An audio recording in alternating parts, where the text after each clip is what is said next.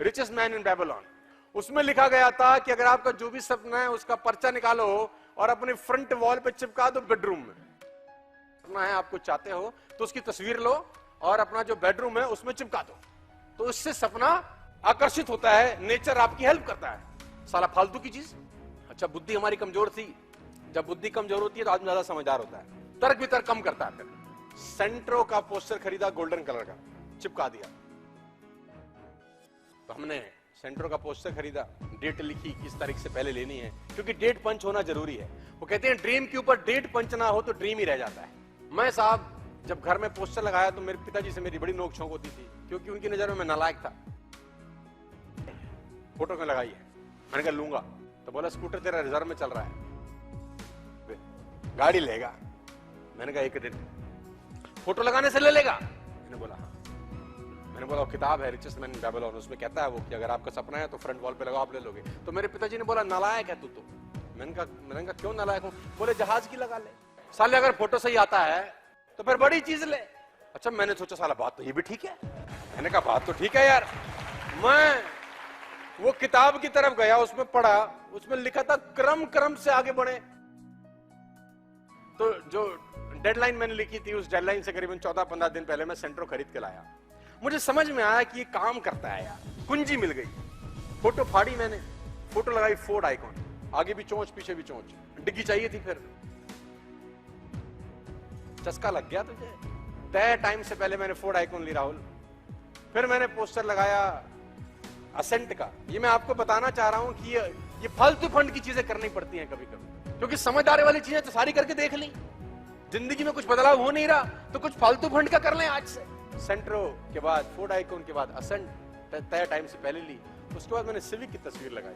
मेरी जिंदगी का पहला कैश डाउन गाड़ी था, मैंने 2007-8 में लिया था 14.5 लाख रुपए का। पहला मेरा कैश डाउन गाड़ी था जिसमें मैंने किस्त इंस्टॉलमेंट नहीं कराया था। तो जब मैंने सिविक का फोटो लगाया तो मेरे पिताजी ने बोला अरे वाह तू अब सिविक लेगा। मैंने कहा हाँ पिताजी अब सिविक लेंगे, थोड़ा सा आगे बढ़ेंगे, क्योंकि गाड़ियों का शौक था। शौक इसलिए था कि जमाने में गरीबी में थी नहीं, स्कूटर पे जाते थे, साला कोई लिफ्ट भी नहीं देता था। कभी कभी साला खड़े हैं आधे घंटे से अंगूठा लेके, कोई तो रोको हराम खोरो, कोई ना रुक रहा है। मतलब आप हंसो मत, गरीब का मजाक में तोड़ा, तुम लोग भी करते होगे कभी कभी ऐसे। तो इसलिए सपने जागृत होते थे कि गाड़ी लेंगे साला एक दिन। तो वो सिविक मैं लेके आया। अच्छा, मैं जब सिविक लेके आया तो मेरे पिताजी ने को सिविक में इंटरेस्ट कम था। अब उनको इंटरेस्ट था साला पोस्टर कौन सा लाया। मैंने बोला सिविक लाया हूं। बोला सिविक छोड़, चिपकाएगा क्या? तो जब मैं पहले वाले घर में रहता था तो मैं मर्सिडीज बेंज का पोस्टर लाया था, करीब 4,000 रुपए का बड़ा बनवा के। जितना बड़ा आपने बाहर पोस्टर लगा रखा है ना, करीब इतना बड़ा मैं 4,000 रुपए का फ्लेक्स बनवा के बहुत बढ़िया डिजाइनिंग करा के मर्सिडीज। 2012 जनवरी 30 मेरा जन्मदिन था। उससे पहले मैंने कहा लेनी है मेरे को, 30 जनवरी 2012 से मैंने टांग दिया, नीचे डेट लिख दी। मेरे बाप को लगा साला ये है कमीना, लेगा जरूर। मेरे पिताजी ने बोला ये ऑटोमेटिक होती है। मैंने बोला हाँ, लेकिन यार ये मर्सिडीज तो बड़ी महंगी होती होगी। मैंने कहा हाँ जी 40 लाख रुपए की कहते हैं, ले लेगा? मैंने कहा हाँ जी लेंगे। बोला देख ले। मैंने कहा देख लिया। जनवरी 22 2012 को मैं गाड़ी लेके आया अपने बर्थडे से 8 दिन पहले, जो मैंने डेट पंच करी थी। और मेरे पिताजी को फिर मर्सिडीज में इंटरेस्ट नहीं था, और उनको इंटरेस्ट था हरामखोर अब क्या चिपकाता है, काम करती है। इसलिए मैं आपको समझा रहा हूं। मैं आर्किटेक्ट के पास जा चुका था तब, और मैं आर्किटेक्ट से अपने घर का फ्रंट एलिवेशन बनवा चुका था कि मेरा घर बाहर से कैसे दिखेगा। और वो बाहर का एलिवेशन करीब 7-8 हजार रुपए का बड़ा पोस्टर मैंने अपने बेडरूम की फ्रंट वॉल पे लगाया। और मैंने पिताजी को बोला अब इस घर में नहीं रहेंगे पापा, अब घर बड़ा होने की तैयारी करो, अब हम बड़े घर में जाने वाले हैं। तो मैंने पिताजी को बोला ऐसे ऐसे घर बनाना चाहता हूँ मैं। तो पिताजी ने बोला सपने कुछ बड़े नहीं हो गए? मैंने कहा बड़े सपने देखना अपराध है क्या? बोला नहीं, लेकिन इतना ऊंचा भी नहीं कूदना चाहिए। तो मैंने पिताजी को एक लाइन बोली जो मैं आपको बताना चाहता हूँ, हम और आप कितना ऊंचा कूद सकते हैं साला ये हमको आपको पता ही नहीं है। तो मैं अपने दोस्तों को उस खाली प्लॉट में ले जाता था। तो मुझे दोस्त आज भी याद है कि हम सब वहाँ क्रिकेट खेलते थे, मुझे शौक था।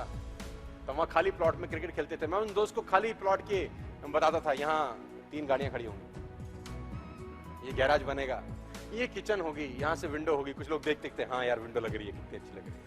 मैं बोलता था अंदर से सीढ़ियां घूमेंगी, ऐसे लकड़ी की सीढ़ियां होंगी बहुत शानदार, मेरा इतना बड़ा बाथरूम होगा, सारा अंदर घुसूंगा, लाइट जलानी नहीं पड़ेगी। लोग बोलते थे, मतलब मैं उनको विजुअलाइज करा रहा होता था कि मैं ऐसा क्या ये जगह पे ले जाएं जहां पर कुछ ना हो और आप सिर्फ विजुअलाइज करा रहे हो। कैसा हो सकता है? यस, ऐसा हो सकता है। ताजमहल सबसे पहले कहां बना था? लोग मुझे बोलते हैं आगरा में। मैं बोलता हूं नहीं, दिमाग में बना था। आगरा में बाद में बना, पहले बना, असल में बाद में रूप में आया। तो आप जो कुछ भी करना चाहते हैं वो दिमाग में होना जरूरी है, बहुत जरूरी है।